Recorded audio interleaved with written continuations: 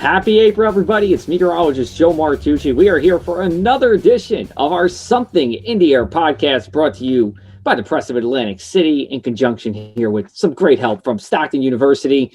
We are getting into the warmer months. Also means we're getting into the more humid months. So I figured, what better time to talk about something that's near and dear, maybe not only to our hearts, but to our heads as well, our hair. We're going to talk all about weather and hair for the next half hour here. And join with me, I had to do it. I had to have the guy who cuts my hair here. We have the manager and master color educator for Daja Hair Salon in Ventnor, a Best of the Press winner in 2020, David Velasco. David, thanks for being here. Thank you for having me. Glad to be here. I gotta say, it's weird not like, you standing over me while you're cutting my head. We're kind of like side to side here. I don't know if you feel the same. It's different. It's different. All right, definitely different. All right, so let's start off right from the top. Where we'll get into the personal life story of you first, but let's start off from the top here. What's one thing that most people wouldn't know about hair when it comes to the weather, and maybe something other than the humidity and the frizz? That is, just like the weather, it's unpredictable. You can't really, you can do your best to try to control everything from frizziness or smoothness and go outside and it's gone in a second just because you didn't count for the wind, you didn't count for the humidity or the dryness or whatever. And so the best way to keep your hair is to stay indoors. I agree. That's why I stay indoors. I have my window behind me, so I get to bust both worlds. I can see what it's like outside, and at the same time, keep the hair look good. All right, David. So you're a Atlantic City guy. You were born in Atlantic City, or at least I think you were born in Atlantic City. You went to high school in Atlantic City. You were not born in Atlantic City. No, I'm from El Salvador. I've been in the U.S. since '85. Okay. It's interesting because everything that's going on with immigration, that was me. In 1985, leaving a country that was in a civil war, walking to school and seeing soldiers and machine guns, and that's the norm. And, going to sleep and hearing guns at night. And, I don't want to say that it was bad as a sense from like a little kid, because I left when I was 6.5. So I have a very small bubble of life, and it was good. It was easy. It was simple. I remember great things from it, but I also remember these things that happened that I had no idea were part of my life and my world during that time. And then we came to California. We lived there for about 2 years. And then we came to Jersey in 87, 88. I think it was the end, November 87. And then we've been here ever since. So I've been here. Go ahead. No, I was just going to say, how did you feel? I know you were young, but how did you feel those first couple of months when you made it here to the United States? Well, it's what people don't understand is when you are like, when you're in these third world countries, to come to the US and live the American dream, which I've lived after, being here for like 37 years, if I did the math right. And like you're here to do better and to have a better opportunity and do things, you're not here for anything else. You're trying to give yourself and your kids a better life because you can't over there, not that life is bad. So coming like I was one of those, people that came in illegally. I crossed that border. I think of that little girl and that man. That could have been me, my mom, and my sister lying there, drowned. The coyotes that crossed us could have raped us and killed us and just left us there. And, there's so much that could have happened that I don't think about because I was so young. To me, it was a road trip. We were coming to the US and everything's going to be so much better. Life is so good over here. People are so good. And, you were going to have opportunities that you're never going to have over there. So, even now, if you think about somebody makes what I make in like 4 hours in a month over there. So it's a very big difference in how you live and how people live. So coming here, to us, McDonald's was a big thing. Like, oh my God, we're in McDonald's. Like, do you know what I mean? It just was Yeah. something like that. Also, with how we grew up and being poor, like that was sort of like a treat for us. It wasn't like fast food as I know Right. it now. Right.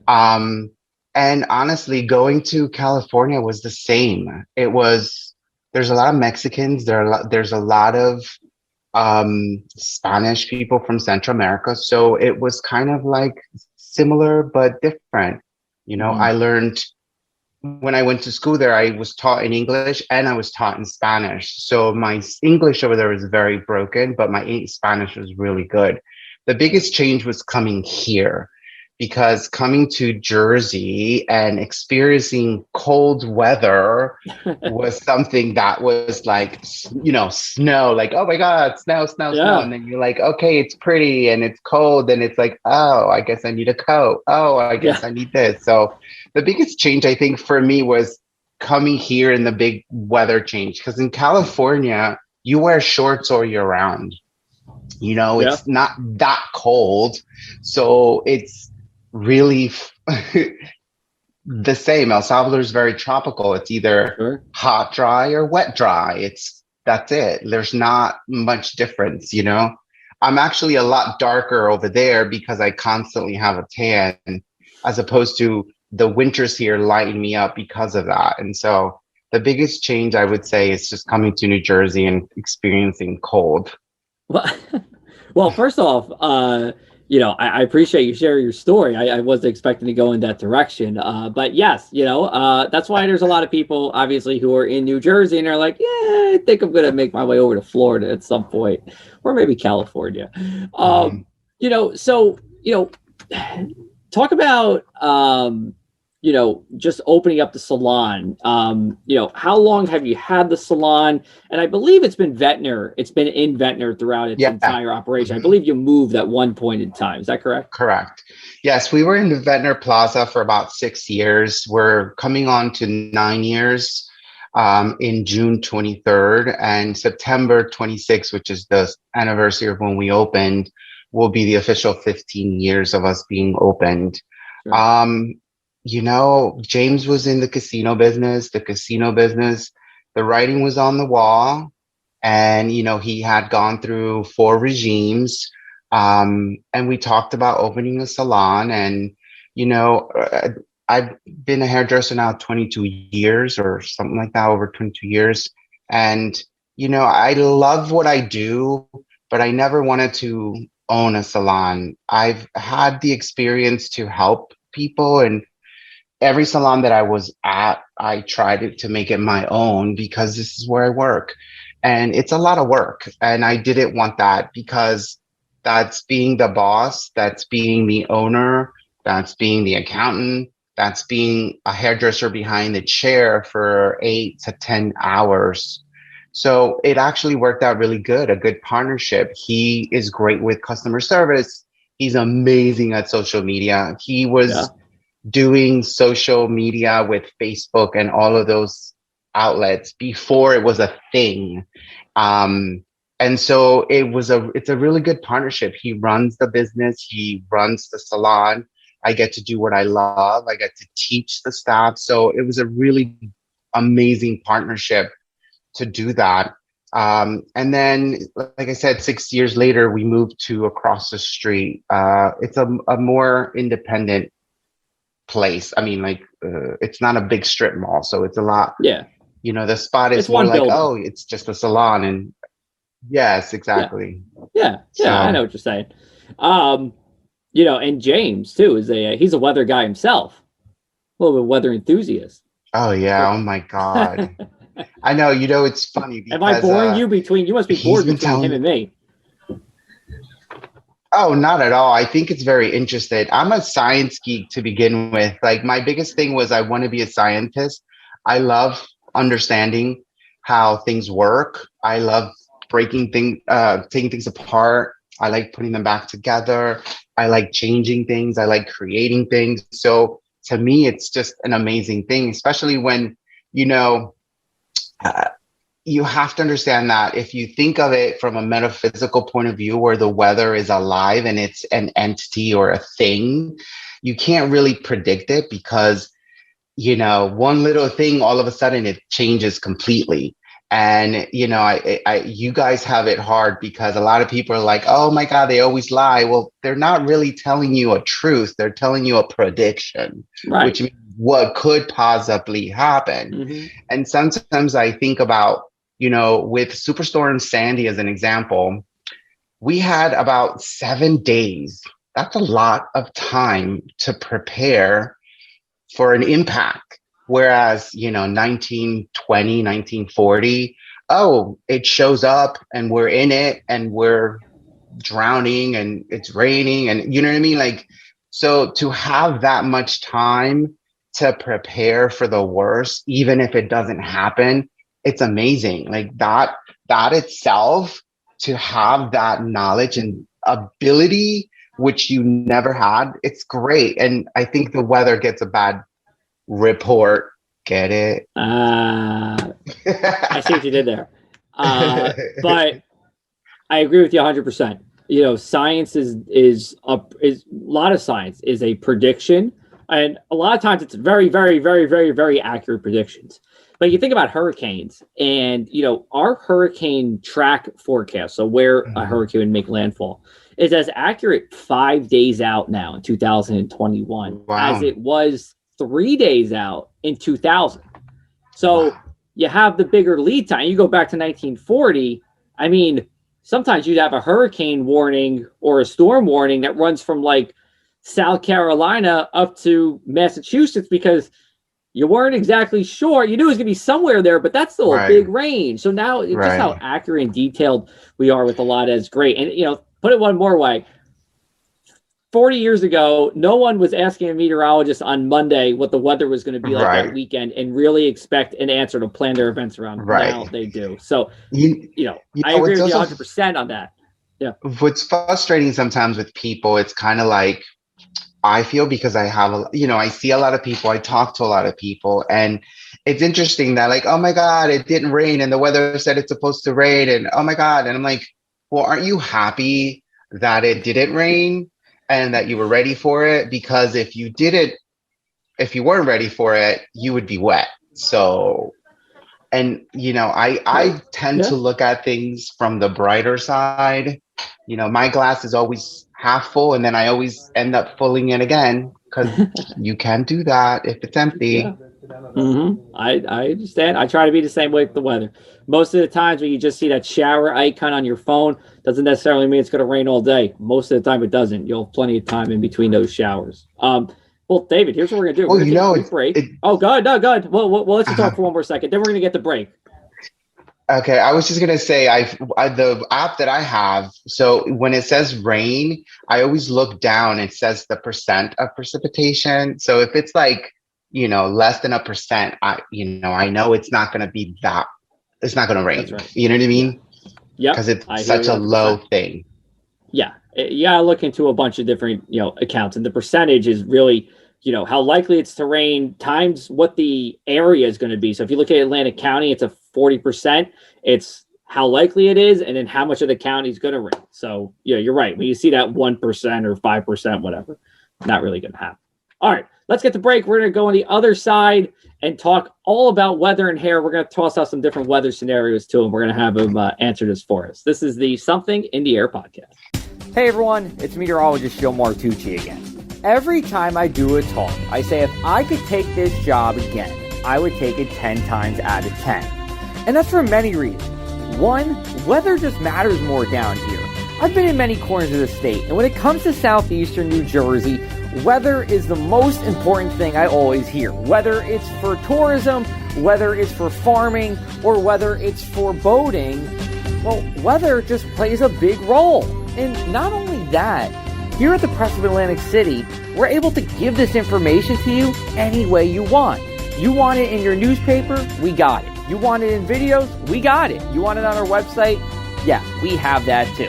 And we can't do it without your support. Your support has been great over the past couple of years, and we look forward to more of your support in the future.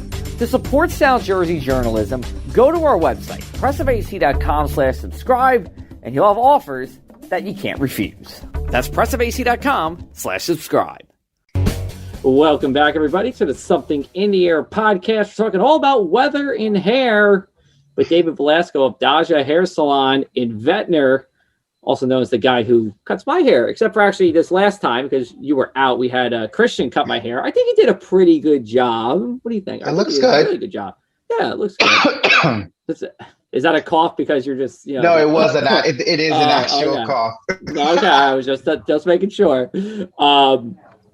So let's get into we'll talk about the nitty-gritties here. We'll talk about the different kinds of weather, hair, maybe some solutions, and we'll go from there. So let's talk about types of hair. Is there a type of hair that is just best for all kinds of weather that can get thrown our way?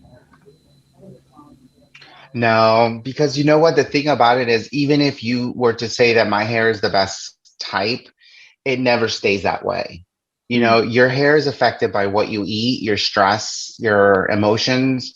If you ever notice people that have gone through surgery, especially anesthesia, their hair texture is very different.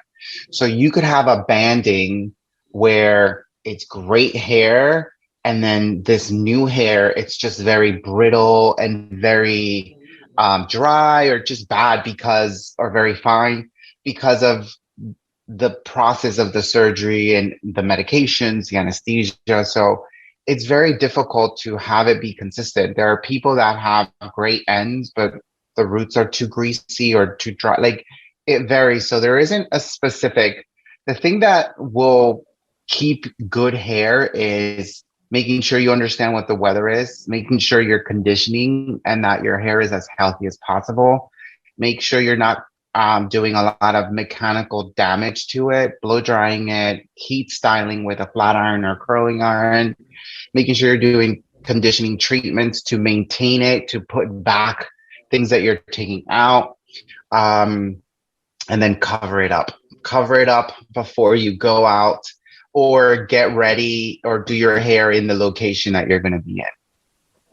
Oh, that will be the best.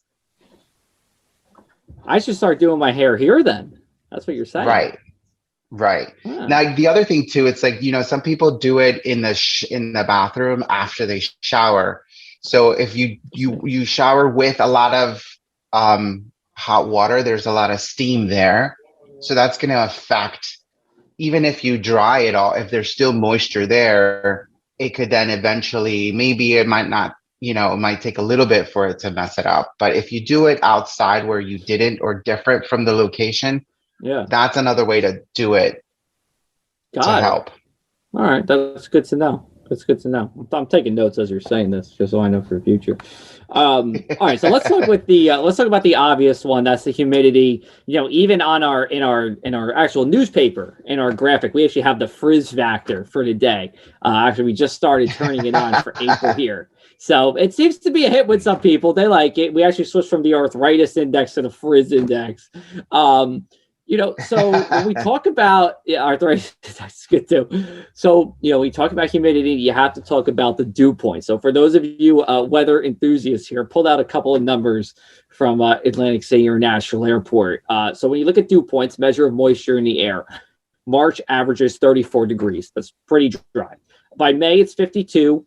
Pretty dry, but it's actually pretty comfortable. You feel a little bit of moisture in the air. But then for July and August, our dew point averages 66. Now, what I like to say is when you get up above 65, you're starting to really feel it. And then sticky is above 70, oppressive is above 75. And as we all know here living in South Jersey, we have had many, many oppressive days, especially during the summer. So let's just talk about breaking it down. What causes this frizz factor, and you know, what's the best way to keep your hair looking good? I mean, I know in the summer, like my hair, I got like a little bit of wavy hair.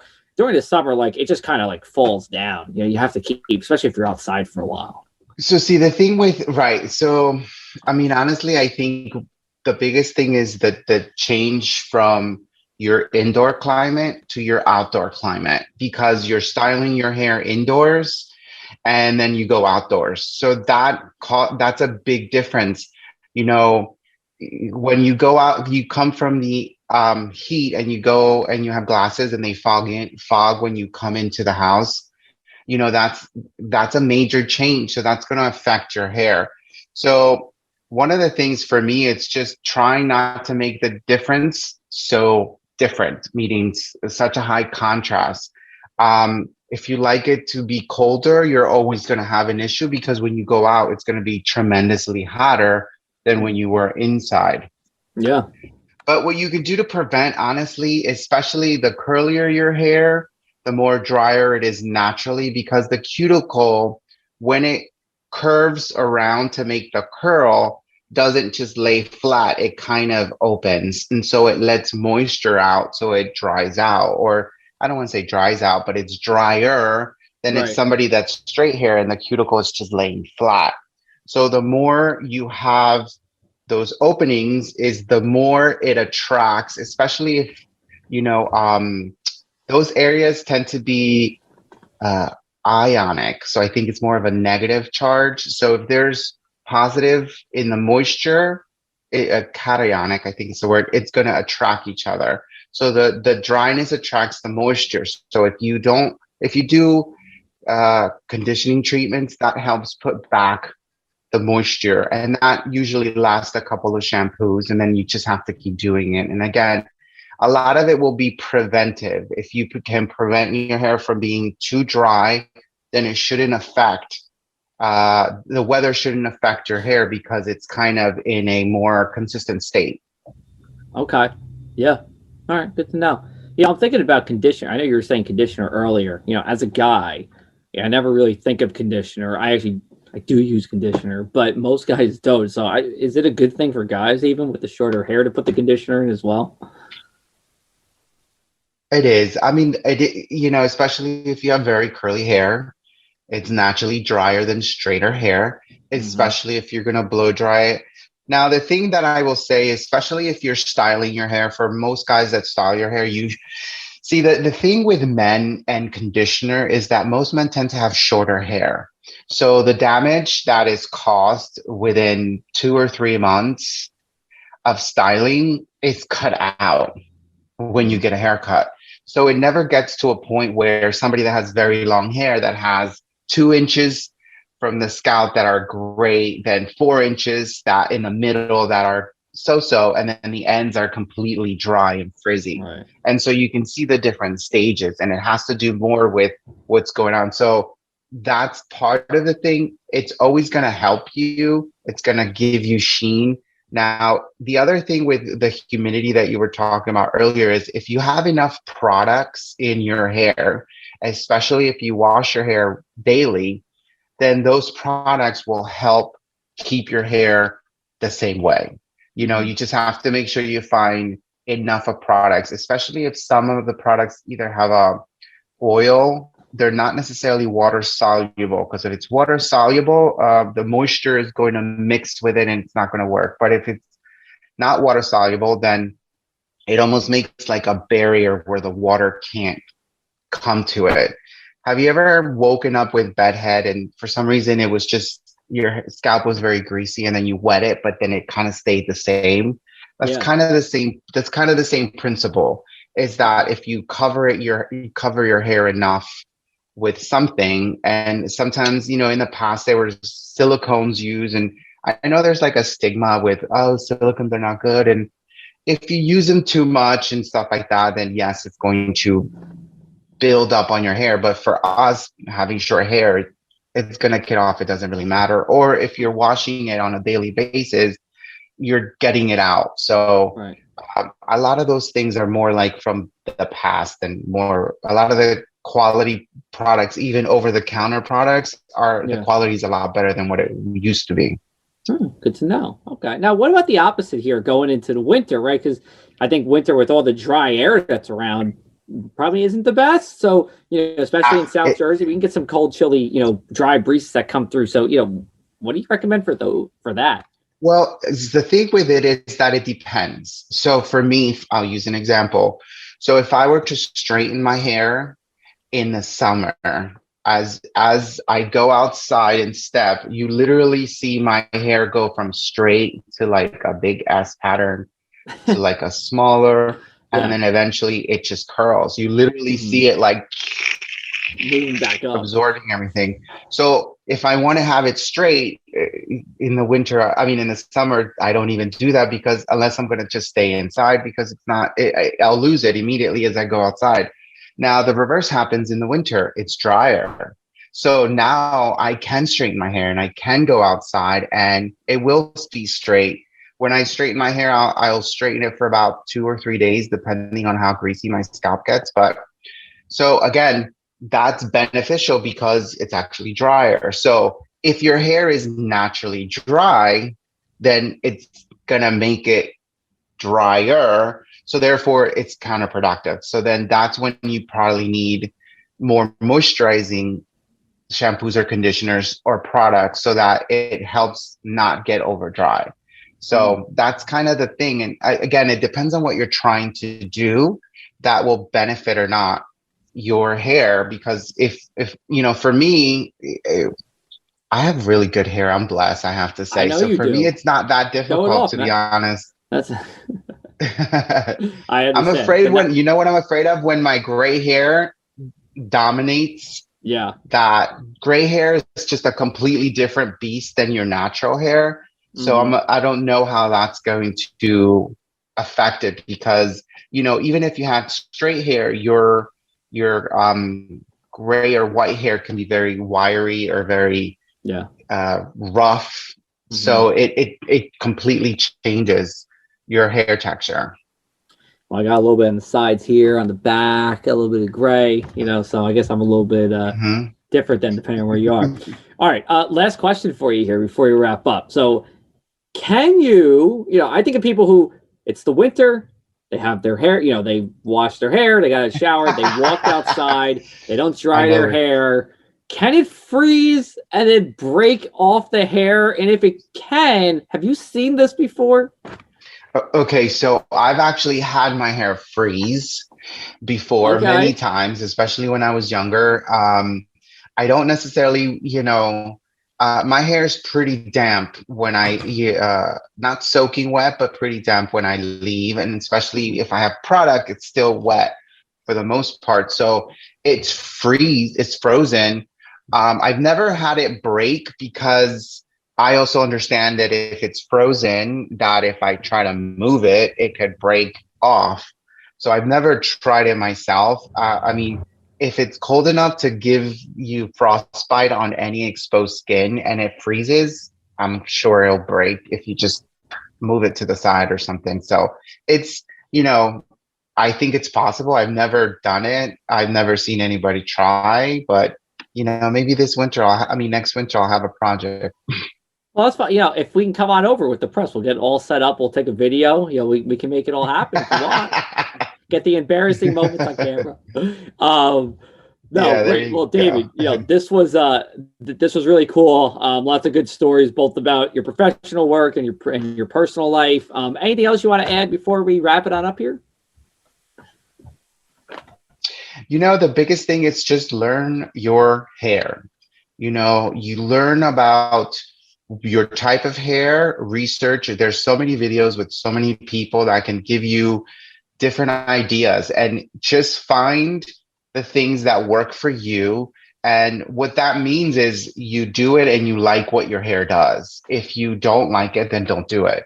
And there's many things you can find out there that will work, that you'll like. So just do that. And once you get familiarized with your hair, be ready to start over, because you know, you could do all that work and you have a perfect routine and it works great. And then the weather changes and you're like, okay, now I'm back to square one.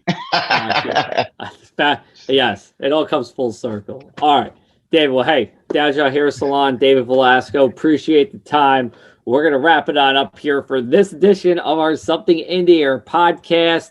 David, I will catch you at the beginning of May. And speaking of the beginning of May, we will have back on New Jersey State climatologist / my birthday buddy, and it is our birthday month in May / my meteorological father, Dave Robinson. We're going to talk about the month of April. Until then, stay safe. Take care, everybody. And this is the Something in the Air podcast.